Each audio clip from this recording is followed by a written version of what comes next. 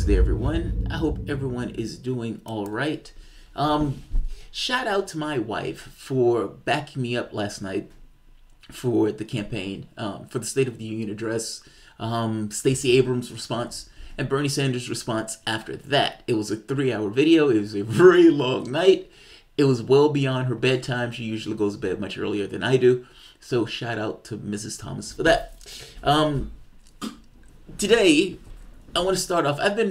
Yesterday I compiled like 10 shows that I really wanted to do, and so that gives me a lot of commentary for the day. That's it. Allow my biases to kind of run across for a bit, run across the screen. I don't like Cory Booker. I haven't made any. I've always been straightforward with the fact that I don't particularly like Cory Booker. I mean, it could have something to do with the Bain Capital thing. You know, when Obama was running the campaign and he's coming out for a defense of Bain Capital, then has to do this kind of embarrassing video saying, well, wait a minute. When I said I was defending Bain, you know, I really wasn't defending Bain, go Obama, that type of stuff. Whether it's this affiliation with AIPAC, whether it's the Medicare drug thing, which was especially one of those things that annoyed the hell out of me, where Bernie Sanders puts forth a bill to implement or bring drugs in from Canada because those drugs are more or inexpensive in relation to us and our own medication. Mind you, forget the fact, or forget the indignity itself, that the United States, supposedly a superpower, political system is so broken and so corrupt and so beholden to the money and interest that he can't bring down costs of prescription drugs in a sane way, that it has to import them from another country, essentially getting another country to do its job on our behalf. So put that indignity to the side for the moment. Was against it, and then was mauled by a bunch of Sanders supporters, and then ended up being for it. Here's the thing. I understand people say he's for Medicare for all and all this other stuff. These people could be for whatever they want. The catch is, do you actually believe it? 3 a.m. Him and his God. What does he actually believe? That's what I'm trying to get at. Because you can tell me anything. Fact of the matter is, at 3 a.m. between Cory Booker and his God, I don't have this strong belief that he believes this stuff at all. He's trying to be president of the United States, and he's taking a position that he thinks is necessary to get him through the primaries. The pivot will come. The pivot will come. That's it.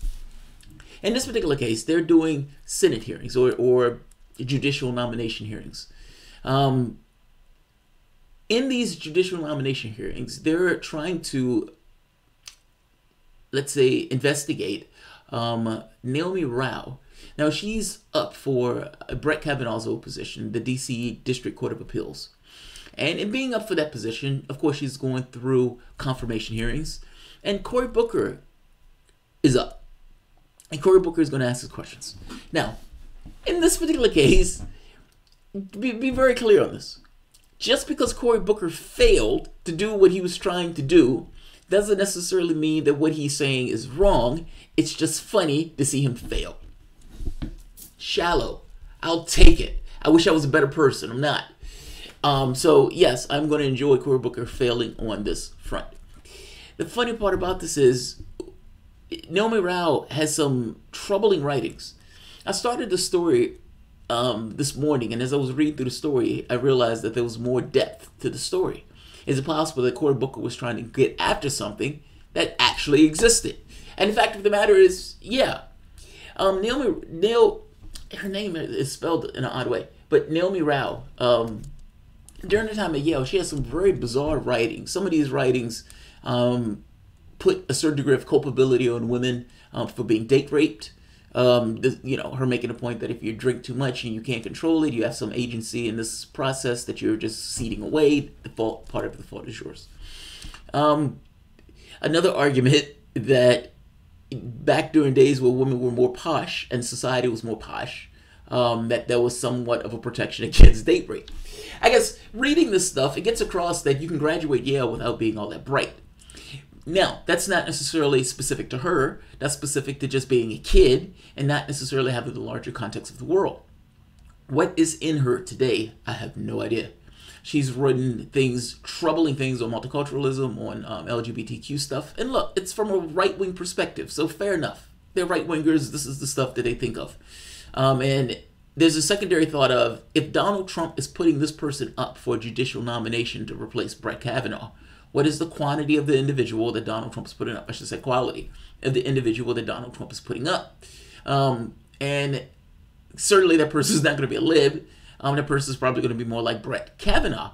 It's going to be, these guys are going to be somewhat cookie cutters. So, again, Cory Booker failing to get across what he's trying to get across is not necessarily indicative of him being completely wrong. And just so we're clear, the early writings, I'm putting these at the bottom so you can see for yourself, have been flagged. Let's go to this one. U.S. President Donald Trump's nominee to replace Brett Kavanaugh to D.C. Court of Appeals has said she regrets her past comments about date rape. Do you now? Facing scrutiny from both parties, Mrs. Rao said she has matured since then. To be honest, looking back at some of those writings, I cringe at some of the language I used, Mrs. Rao told the Senate Judiciary Committee. I certainly regret any implication of blaming the victim. Mrs. Rao, 1994 op-ed, the Yale Herald, shows her reasoning that if a woman drinks to the point where she can no longer choose, well, getting to that point was part of her choice. It was also seemed self-evident to me that if I drank a lot, I would be responsible for my actions. A man who rapes a drunk girl should be prosecuted. At the same time, a good way to avoid potential date rape is to stay reasonably sober. Here's the thing. I don't know how this is.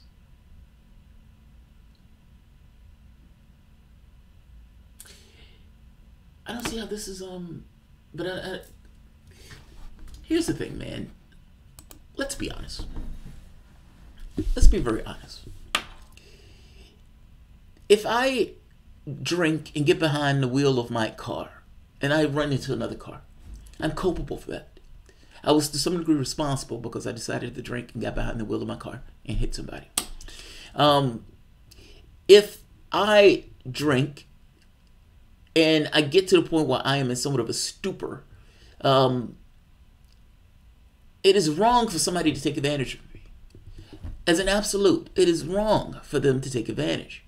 By the same token, putting yourself in a position to some degree is ceding agency in this process. Meaning, yeah, of course, by definition, you're going to be more susceptible to something bad happening because you don't have control of your vehicle anymore. So it's not that I necessarily fully disagree with that line of logic for the drinking part. I mean, after all, that logic kind of pans out for driving behind a car and everything else. But I guess my issue with this is there's other parts to this that are worse, where she goes into this thing of like right here. Here's another part. I don't know if she's completely fair to hit her on this, but on that part, on that very specific line, I don't know if it's fair to hit her on that.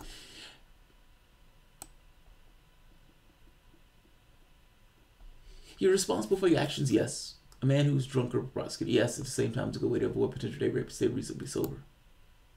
To be fair, though, that's not fully true.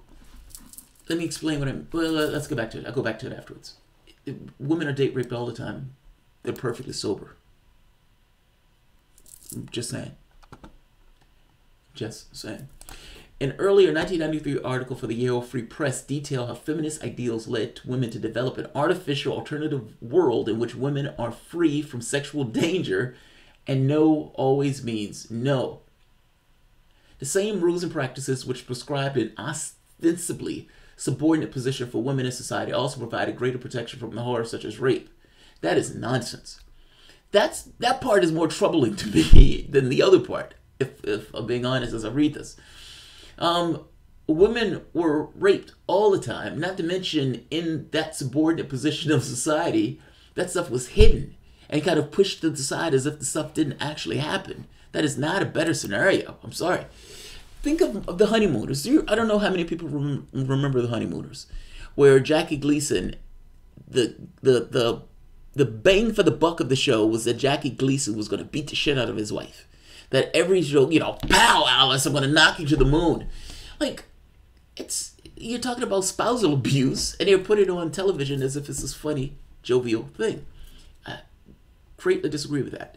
There are other comments that she makes about the LGBTQ community, blacks, across the board. So that's what Cory Booker didn't pull us out of whole cloth. But that said, Cory Booker is trying to show that she's anti-LGBTQ, that she harbors these feelings. Let's take a look at Cory Booker try to pull this off and fails to pull this off in hilarious fashion. Hi, I'm... What the fuck? Alright, let's try this again. These and I'm the... Alright, hold on. I had this video queued up and they... pastor at Freedom Church. We are a new spirit-filled church in the west end of Richmond. If you're looking for a real church with real people, I'll cut this then we invite you to come check us out. This guy's buying an ad for his church. A long history. I didn't know people bought ads for their church. It's hard out here for a pimp pushing Jesus. We need to buy ads now. All right, let's here we are. Cory Booker trying to show that Naomi Rowell still harbors these anti-LGBTQ feelings. A long history of discrimination, long histories of violence, intimidation, bullying. Young LGBTQ youth in America report not going to school because of fear for their own safety at rates that are unconscionable. And a lot of the hard-won provisions that we're talking about became the law of the land very recently. So why is this administration currently trying to do so much to roll back transgender right protections and the like? And these matters could very much be brought before you under the regulatory conception that somehow protecting American citizens is burdensome. Senator, I think, civil rights and equal protection of the laws are two essential values in our system.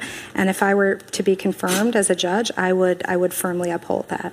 Have you ever had an LGBTQ law clerk? So, the first part. Are you going to uphold the law of the land? Yes.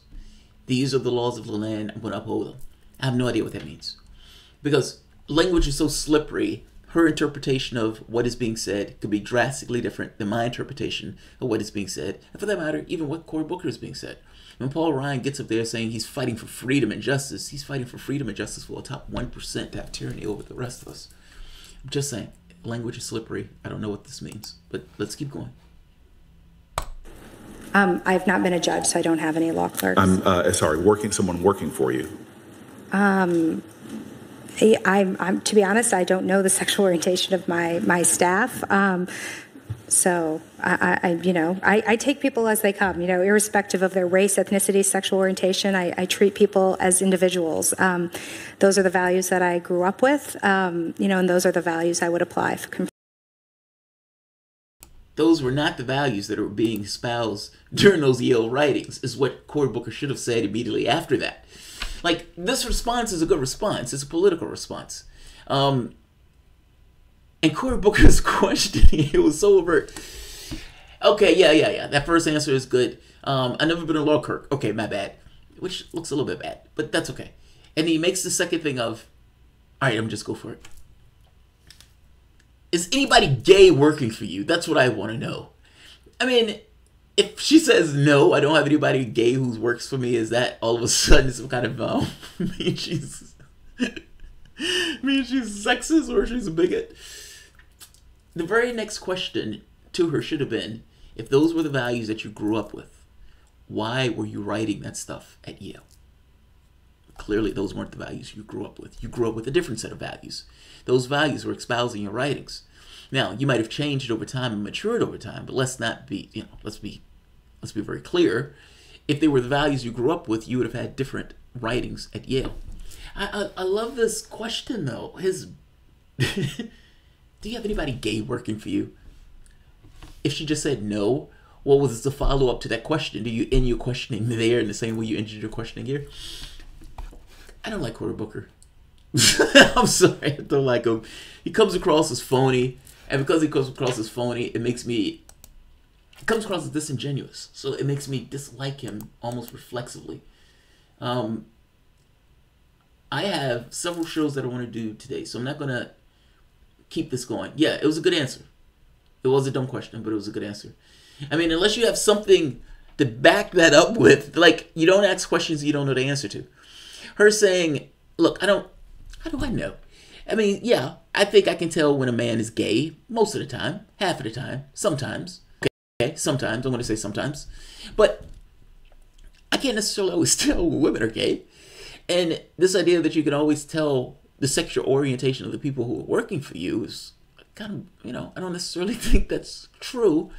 And it is somewhat of an odd question to ask if you're gay. And like, I can't think of any job that I've worked at where that was one of the questions that was being put to me. But nevertheless, Cory Booker. All right, I'm going to end this. I have another video immediately after this, so I will see you guys in like 10 minutes, just however long it takes to queue up the next video. If you guys enjoy the content, please feel free to share, like, subscribe. You can always support through PayPal or Patreon. Thanks all. And